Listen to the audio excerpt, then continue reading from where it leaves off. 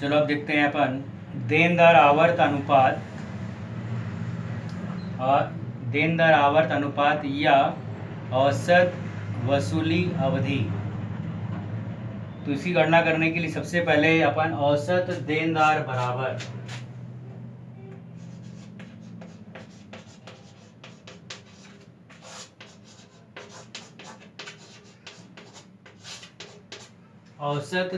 बराबर इसके लिए सूत्र लिखेंगे प्रारंभिक देनदार प्लस अंतिम देनदार बटे 2।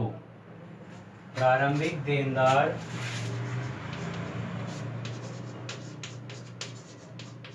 प्लस अंतिम देनदार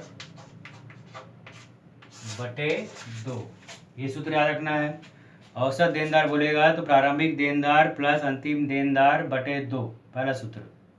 फिर इसी में बोलेगा या फिर प्रारंभिक देनदार की जगह वहाँ पे लिखा रहेगा व्यापारिक प्राप्य या व्यापारिक प्राप्य या प्राप्त विपद, ऐसा कुछ भी लिख देगा वहाँ पर। तो इसकी जगह प्रारंभिक देनदार अंतिम देनदार की जगह क्या सूत्र आ जाएगा हमारा, प्रारंभिक प्राप्य प्लस अंतिम प्राप्य बटे 2। दोनों अगर दे देगा, प्रारंभिक देनदार भी और व्यापारिक प्राप्य भी, तो प्रारंभिक देनदार एक वर्ष के लिए प्रारंभिक देनदार में प्रारंभिक देनदार प्लस प्रारंभिक व्यापारिक प्राप्य दोनों को जोड़ देंगे, फिर प्लस अंतिम देनदार प्लस उसी में अंतिम व्यापारिक प्राप्य, और दोनों का फिर दो मद उसका और दो मद प्रारंभिक का, दो मद अंतिम का, और दोनों को एक साथ जोड़ देंगे तो हमारा टोटल निकल जाएगा अभागित 2।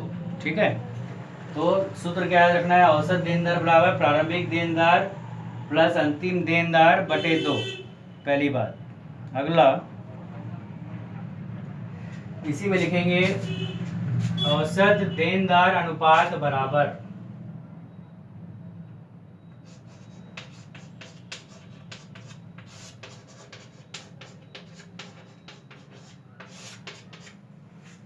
औसत देनदार अनुपात बराबर या देनदार आवर्त अनुपात बराबर, उसको लिख लेंगे देनदार आवर्त अनुपात बराबर शुद्ध वार्षिक उधार बिक्री की राशि,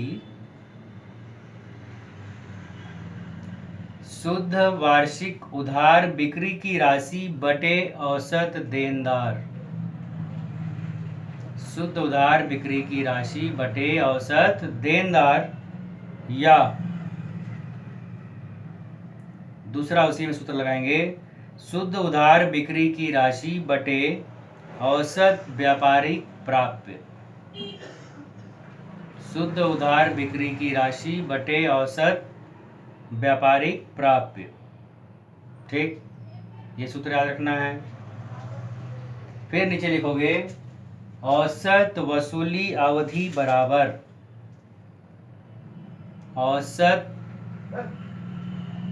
वसूली अवधि बराबर वर्ष के दिन, साल में कितने दिन होते हैं 365, तो वर्ष के दिन या वर्ष के महीने बटे वर्ष के दिन अब्लिक, या दिन ले सकते हो, या वर्ष में कितने महीने होते हैं वो ले सकते हैं अपन, तो या दिन या महीना बटे उधार बिक्री की देनदार आवर्त अनुपात, वर्ष में दिन या महीनों की संख्या बटे देनदार आवर्त अनुपात, उसे भाग कर देंगे तो औसत वसूली अवधि की गणना हो जाएगी। ठीक है, या उसकी जगह औसत वसूली अवधि बराबर औसत दूसरा अनुपात, और दूसरा जो है दूसरा नियम मतलब सूत्र लगाने के लिए औसत वसूली अवधि बराबर देनदार बटे उधार विक्रय, देनदार बटे उधार विक्रय गुणित वर्ष में दिन या महीनों की संख्या, वर्ष में दिन या महीनों की संख्या। तो इस प्रकार से अगर हम अनुपात सूत्र लगाएंगे तो हमारा देनदार आवर्त अनुपात निकल जाएगा। ठीक है, अब देखिए इसमें अपन कैसे निकालते हैं देनदार आवर्त अनुपात। ये सूत्र जो लिखे हैं बिल्कुल याद रहना चाहिए, तभी काम होगा। हर एक जगह सूत्र चेंज होते जा रहा है और दिमाग में रहेगा सूत्र तभी गणना होगा, अन्यथा फिर कोई काम नहीं हो पाएगा। ध्यान रखेंगे इस बात। तो देखते हैं एग्जाम्पल नंबर 47।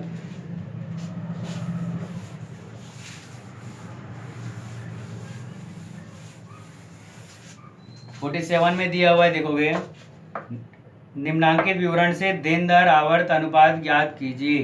क्या बोला है? निम्नांकित विवरण से देनदार आवर्त अनुपात ज्ञात कीजिए। वर्ष 2014-15 में दिया है कुल विक्रय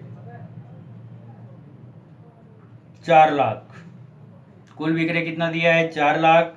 वर्ष 2014-15 में उधार विक्रय दिया है 80,000। नगद विक्रय कितना दिया है? 80,000। फिर प्रारंभिक देनदार दिया है 70,000।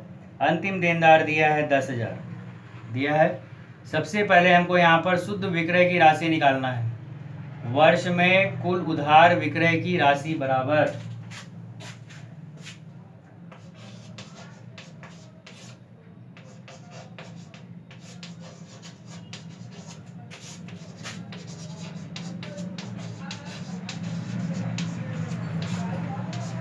उधार विक्रय बराबर कुल विक्रय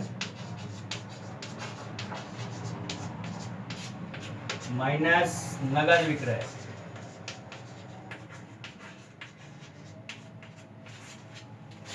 कुल विक्रय माइनस नगद विक्रय। क्वेश्चन में देखो कुल विक्रय दिया हुआ है 4 लाख। कितना दिया है? 4 लाख। तो 4 लाख माइनस, और उसी में नगद विक्रय दिया है, देखोगे नगद विक्रय 80,000 दिया है। तो कुल विक्रय माइनस नगद विक्रय 4 लाख में से घटा दिए तो ये आ गया हमारा 3,20,000। कितना आ गया? 3,20,000। ये 3,20,000 क्या निकल गया हमारा? वर्ष में कुल उधार विक्रय या वार्षिक उधार विक्रय बराबर 3,20,000। ठीक, पहला अनुपात निकल गया। अब जो है दूसरा हमको यहाँ पे निकालना है देनदार आवर्त अनुपात बराबर। देनदार आवर्त अनुपात निकालने से पहले क्या निकालेंगे अपन? औसत देनदार बराबर, क्या निकालोगे? औसत देनदार। तो औसत देनदार बराबर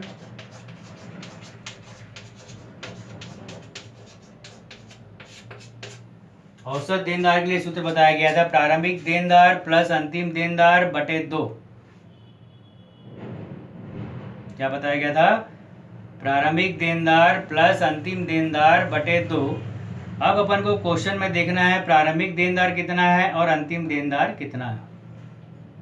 तो देखेंगे क्वेश्चन में दिया हुआ है प्रारंभिक देनदार 70,000। कितना दिया है? प्रारंभिक देनदार 70,000।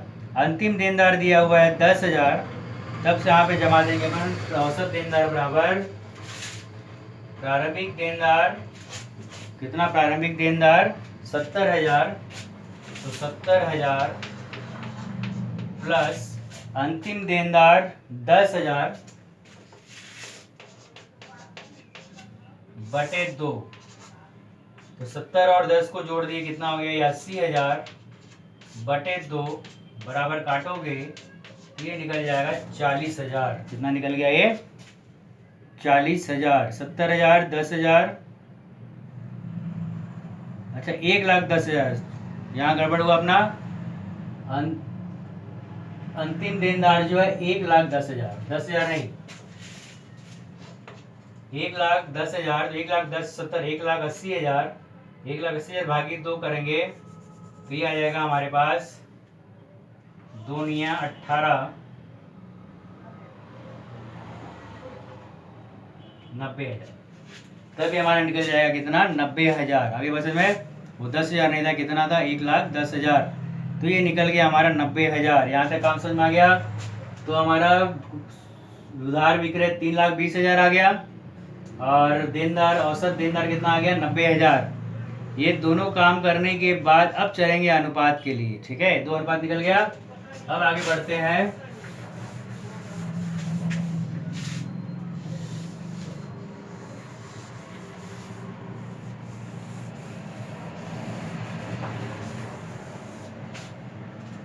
अब निकालना है हमको देनदार आवर्त अनुपात बराबर। देनदार आवर्त अनुपात बराबर शुद्ध विक्रय बटे औसत देनदार। शुद्ध विक्रय बटे औसत देनदार। देनदार आवर्त अनुपात बराबर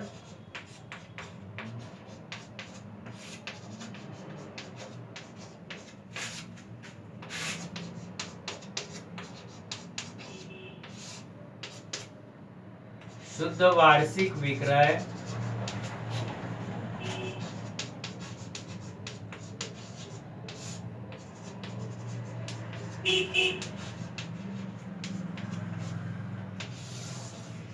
बटे शुद्ध वार्षिक उधार विक्रय बटे औसत देनदार। शुद्ध वार्षिक उधार विक्रय बटे औसत